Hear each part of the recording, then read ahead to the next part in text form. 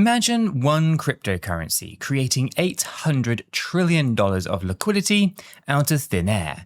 Sounds ridiculous, right? Well, as a kind of long-time XRP holder, even I thought that those sky-high claims were pure fantasy, until I stumbled on a clue that actually changed my mind. So, I just went down a rabbit hole that left me kind of equal parts stunned and excited. No, this isn't some kind of hype piece promising Lambos by tomorrow. This is a personal story about a wild XRP theory that might just hold a kernel of truth. So if you hold XRP, or you're simply intrigued by big what-ifs in crypto, then you're in for a ride. So let me set the stage. For years, I've heard crazy price predictions for XRP, $10, $100, $1,000 per coin. Now, I usually just roll my eyes at them. I mean, do the math. If XRP hits $1,000 with around 60 billion tokens in circulation, well, that's roughly a $60 trillion market cap, right? That's more than double of market cap of all the gold on Earth. They're actually bigger than the top 10 companies or assets combined. It's insanity, right? Well, the skeptic in me always said, there's just not that much money in the world to pump XRP that high. And you know what? I was never alone. Most analysts kind of dismissed those numbers as impossible anytime soon, citing good old market cap logic. But we all know that market cap isn't really that limiting. Something did happen though, right? At XRPL Apex conference in Singapore this year, Ripple's CEO Brad Garlinghouse dropped a rather fascinating hint. Now, he was asked how much of Swift's volume that the XRP ledger could realistically handle in 5 years. Now, instead of dodging the question, Brad drew a line in between what Swift does and what XRP could do. And he basically essentially said liquidity is the real game. It's not just messaging. And he estimated that maybe XRP's ledger could take on around 14% of Swift's global transactions within that time frame. So 14% of Swift. Now, to put that into perspective, Swift moves around $150 trillion a year. So 14% would be about, just a little over $20 trillion in transfers, potentially flowing through the XRPL in 5 years. That is pretty huge, but still, it's nowhere near the crazy trillion-dollar price predictions that you see floating around online, right? But there's a big but in here, and I'm going to get to that in a bit. It was a rather bold yet grounded target, and it kind of got me thinking. XRP doesn't need to conquer the world overnight in order to have a rather massive impact. Now, here is really where the story gets wild. You enter a software engineer in the XRP community who goes by the nickname Vincent Van Code. Now, this guy chimed in online with an idea that turned my skepticism, but the skeptics on their heads, because Vincent basically said, the problem that crypto solves is liquidity. Governments, they can't just print more money to create liquidity, right? Because the risks of collapsing the fiat. But you could have almost unlimited liquidity if, say, a token like XRP reaches something like $10,000 in price. That would create around about and over $800 trillion of liquidity. And yes, you did hear that right, $10,000 per XRP, leading to $800 trillion with a T in liquidity. When I first saw that claim, I nearly kind of spewed my drink all over my screen because $800 trillion is an unfathomable number, right? Orders of magnitude above the world. It's the entire world economy, right? Critics immediately ask, where on earth does $800 trillion come from when the total money supply of all nations is smaller? Way less, in fact. So some people had some interesting questions. It sounded a bit like sci-fi economics, right? But we have to go deeper. We have to go deeper into Vincent's argument here to see where at least if he was nuts, or if actually we were missing something, right? And this is where the twist comes in, right? His perspective was completely different from the usual hype. Vincent wasn't saying that XRP holders would literally cash out $800 trillion of fiat and buy mansions on every continent, right? That's impossible. Right? What he was actually talking about is liquidity in a system. Now, XRP as a tool moving value around, not just holding value, and there are some differences there. So we need to think about liquidity a bit like oil in an engine then, right? You don't need 100 gallons of oil to process the fuel from a 100-gallon tank, do you, right? You just need enough oil circulating to keep the engine running smoothly. Now, in the same way, right, if XRP became extremely valuable, a relatively small pool of XRP in the grand scheme of things could be kind of reused over and over to facilitate trillions in transactions. So the $800 trillion isn't literal money sitting in accounts, no. It's the total throughput or flow that high-value XRP could handle across countless transactions worldwide. Think of it this way. It's like a casino chip that maybe or chips in a casino, a busy casino, right? The house might only have a limited number of chips, let's say a few $1 million worth. But over a weekend, those chips might enable tens of millions of dollars in bets because they keep circulating. Not everyone cashes out at once, so the chips move from table to table, facilitating action way beyond their actual face value in any single moment. Now, Vincent is saying that XRP could be those high-value chips bridging transactions everywhere. And if XRP is pricey, well, you wouldn't need to cash in $800 trillion for it to actually enable $800 trillion in deals. Money doesn't pile up, it just flows through. Now, at this point, you probably won't be thinking, okay, well, that sounds pretty clever, but come on. $10,000 per XRP, really?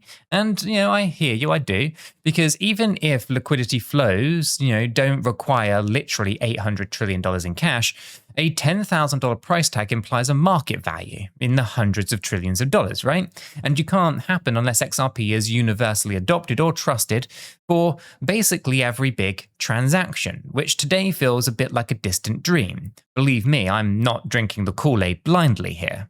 In fact, right after Vincent made his case, a lot of rather smart folks clapped back with some pretty valid points. They pointed out that central banks already manage liquidity by printing money, quantitative easing, or destroying money, quantitative tightening, and by adjusting interest rates accordingly. And despite all of the money printing, like the US M2 money supply ballooning over the years, the system hasn't imploded outright. At least, not yet, right? Sure, currencies do lose value slowly through inflation, but they haven't collapsed into dust as some doomers kind of predict, or at least so far anyway. So skeptics have asked, why would governments ever relinquish control of liquidity to a neutral digital asset like XRP? Right? They're not just going to let some crypto project handle the world's money flows and sit on the sidelines, right? Now, these are some solid arguments, honestly, right? The idea of XRP becoming the backbone of global liquidity raises as many questions, I guess, as it does actually answer. Now, for XRP to play that role, you would need massive global buy-in, banks, governments, businesses, all trusting this decentralized token for serious money movements. And those are some pretty big ifs, right? Plus, critics noted that Vincent's scenario assumes huge trading volume and many interconnected markets for XRP, so that whenever money needs to go somewhere, there's actually a trading pair or liquidity pool ready for it. Now, that means building an entire ecosystem, and that also is a rather tall order. So yeah, I was torn. Part of me was buzzing with the what-if experiment, and the other part was screaming, let's be realistic. Now, I did what any sane person, deep in a crypto rabbit hole, would do at 2 a.m. I jumped into our free educational Discord server. The link, by the way, is in the description. And I started a conversation. I wanted to see what other XRP nerds and skeptics thought about this $10,000 liquidity theory. Let me tell you something. The debate was on fire, right? Some people were sharing charts, others were tossing around terms like logarithmic decay. And, Vincent's fancy way of saying that the price would adjust gradually if someone tried to kind of cash out a huge amount. And we, had half the people posting rocket ship emojis and the other half were posting face palms. It was kind of awesome. Anyway, if you ever want to kind of geek out about crypto theories or just learn from a community of enthusiasts and a healthy dose of caution even, then you want to probably join us in that Discord server. Now, I do need to hit pause here for something important. So, listen up. This might just shock you, but I'm not a financial advisor, and nothing in this video is financial advice. Cryptocurrencies are highly volatile, and you could lose all of the money that you invest. You should always do your own research and consult a qualified professional. After all, your investments are entirely your responsibility, and you should know that nothing is ever guaranteed when it comes to investing. Neither I, this channel, nor YouTube are liable for any losses, and this video is for entertainment and educational purposes only. All right, I'm glad that we got that straight. I know that this topic can get people way too amped up, so it's important to stay grounded. Speaking of which, let me also be fully transparent. I mentioned that I'm an XRP holder, but I'm not here to sell you some kind of get-rich-quick scheme, right? I do sometimes mention products that I use. In fact, right, we do have something in the description, right? And you'll see affiliate links for exchanges like 𝗗𝗀𝘀𝗰𝗱 and BitGet. Now, using those links, i.e. signing up and trading through those exchanges with those links, does support the channel here, and it costs you nothing extra. So if you are looking for a trading platform and you want to help this channel out, then feel free to check out those links that are in the description. There is no pressure, of course. Your support is appreciated, but it is totally optional. Now, beyond the big theories and the price predictions, I also kind of like to get my hands dirty with some real projects in the crypto space, especially ones that might give me an edge as an XRP holder. And recently I found one that's pretty interesting. It's called Unity. Now think of it as a community-driven experiment to build a decentralized telecoms network using blockchain. Sounds pretty fancy, but here's how I explain it to my friends. Unity nodes lets you turn ordinary smartphones into mini network validators of sorts that help verify and improve mobile networks, and you can earn crypto rewards for doing it. Basically, you go ahead and you install an app on some spare phones that you have, and these phones perform little tasks that assist the phone carriers, like checking signal quality or routing calls through a decentralized system. Now, in return, you get paid in crypto. It's kind of wild, right? Now, people in the crypto community are buzzing about it because it takes something that nearly everyone has. That's old smartphones just lying around, and you get to use them to kind of bolster real-world infrastructure, mobile networks. And, what really kind of caught my attention here is that they let you cash out your rewards in XRP if you want. Now, you bet that I want my rewards in XRP. I mean, why not stack more of one coin that I truly do believe in? So I actually went ahead and bought a Unity node NFT, which basically is like my ticket to participating in this network. There are a limited number of these node NFTs available, and each one allows you to connect up to 200 devices, right? Which is pretty insane. Not that I have 200 phones just lying around, of course. But what I am planning to do is a little fun experiment. Once the Unity app is live, I'm going to set up 10 phones right here on my desk, right? And I'm going to let them run the Unity node licenses. So you can picture me with a rack of phones in the corner of my room right here, all quietly earning crypto as they test network connections. It's kind of like crypto mining, but without the crazy electricity bill or needing a high-end PC. Just smartphones doing their own thing. Now, I'm not expecting to strike gold with this. the rewards will probably be pretty modest, and that is okay. I mean, there is a reward calculator on their website. You can feel free to check it out. That looks rather ambitious. If that happens, then, I'm just going to say I'm striking silver, but not gold. But nonetheless, it will be very profitable if that is true. I'm going to run these 10 phones here, and I'm going to find out just how good these rewards are. Now, the point is that I'm going to be getting a trickle of XRP from this experiment, which I plan to immediately put towards kind of maybe staking on FXRP, Flare's network, or just holding it more of my more XRP for the long term. Right? It's a kind of, I guess, various kind of cycle here, right? Where I can just earn and stake or earn and lock away in cold storage, right? I'm going to be using crypto technology to earn just a bit more crypto and then reinvest that into my favorite projects, right? And in the process, I get to be part of a project that could make mobile networks more resilient and decentralized. How cool is that? Right? And it's like being part of a futuristic kind of science fair, right? And maybe, just maybe, I'll be helping push crypto adoption in a new direction. Now, let's get back and tie all of this to the much bigger picture, because this whole Unity node side quest of mine actually shares a bit of a theme with the XRP liquidity theory, right? Using crypto to solve real problems. Now, whether it's speeding up global payments and unfreezing liquidity or improving the phone network for use every day, the technology is slowly weaving its way into the real world. And as an XRP holder, that's what keeps me sane during these kind of roller coaster price swings. The knowledge kind of behind the scenes, and there's this actual utility being built. So, after exploring Vincent's $10,000 XRP liquidity idea, am I now a true believer that XRP will hit 5 digits? Well, I'm going to be honest with you guys. I'm intrigued, but I'm still cautious. Right? The journey didn't end with me mortgaging my house to buy more XRP, thank goodness, right? Instead, it gave me a fresh lens to view XRP's potential. Right? I used to immediately dismiss those wild price targets because they sounded mathematically impossible. Right? Now, of course, and actually probably for the last 4 or so years, and I've been preaching it for a very long time at this point, that the market cap is just a myth. The market cap isn't showing you the liquidity, and liquidity is the real game. Now, I realize liquidity changes all of the math, and it's I guess it's a big if, but XRP were to become the global liquidity bridge, its value wouldn't just be about its market cap. I mean, market cap is obviously driven from price, right? And so market cap can't be a blocker to price if price is what dictates the market cap. But anyway, market cap in that traditional sense is kind of breaking crypto.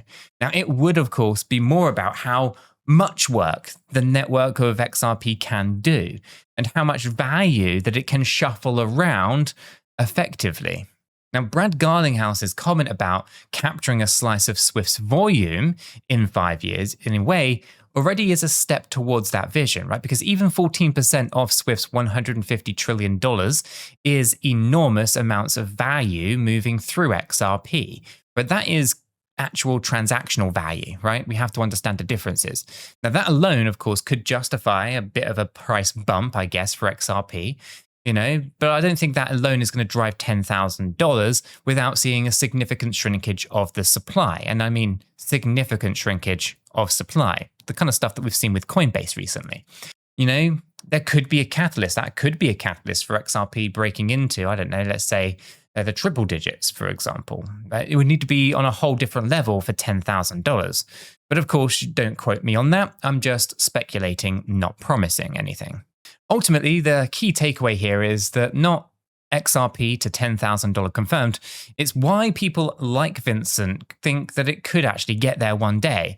It's like concepts of liquidity on demand, right? Think about a future where a bank in Japan can instantly swap yen for maybe Brazilian real for a client because XRP is in the middle, kind of making the bridge frictionless. Millions of those little swaps happening seamlessly all over the world, oiling the global economic engine. In that scenario, XRP wouldn't just be another investment vehicle. It would actually be a crucial piece of the financial plumbing, wouldn't it? If that happens, then the demand for XRP could be absolutely massive. And yes, the price should and could reflect that utility in a way that our old market cap from traditional market models just wouldn't actually fully capture. After all, we're decentralized here, not centralized.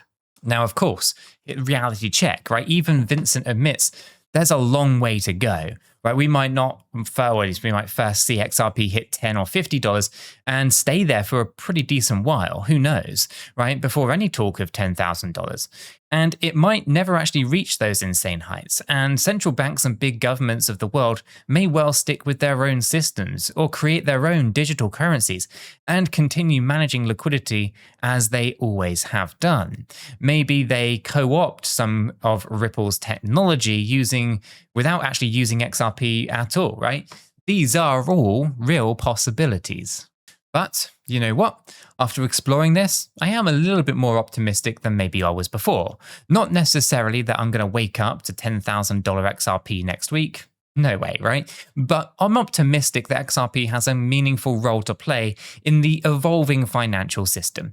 Right? I've always been in it for the long term. I mean, the long term. I'm here for the slow and the steady journey, not for the quick rush. Whether it ends up at $100 or $10,000, I want to see a future where this crypto actually makes a difference. That's why I'm experimenting with things like the Unity nodes, right? Staying engaged with the community and yes, hodling and staking where I can my XRP with diamond hands but a level head. So this journey from eye-rolling skepticism to cautiously daring to dream has been pretty fun. And hey, whatever happens, I'm going to be here to keep you updated and to entertain you all through all of it, right? So thank you for sticking with me on this little crazy adventure of mine. If you have enjoyed this little exploration and want to join me for more surprises and discoveries, be sure to smash the like button and the subscribe button, and I will see you all in the next one.